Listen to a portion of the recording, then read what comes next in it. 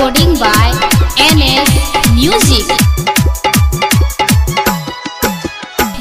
चिन्हवा से corona virus हो भैया घर में रही हा। चिन्हवा से कोरोना वायरस हो भैया घर में रही हा। घर में रही हा भैया बाहर नहीं निकली हा। घर में रही हा भैया बाहर नहीं निकली हा। चिन्हवे से फैलल महामारी हो भैया घर में रही हा। चिन्हवे से फैलल बीमारी हो भैया घर में रही हा।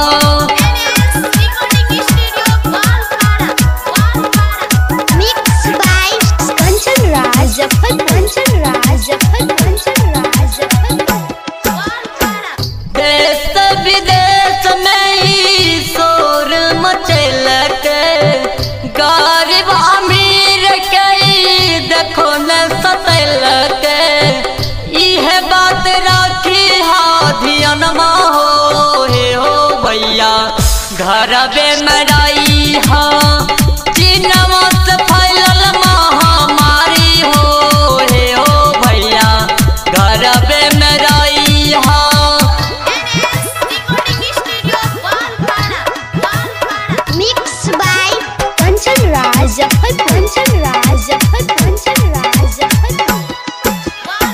न्यूज PM मोदी यह बात कहे छे। राज निराला मनु पंकजो सुने छे। मानिला न हमारो कहनवा हो भैया घर में रही हा। चिन्हवा से फैलल महामारी हो भैया घर में रही हा। घर में रही हा भैया बाहर नहीं निकली हा।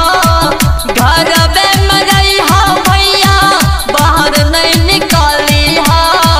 चिन्हवे से फैलल महामारी हो भैया घर में रही हा।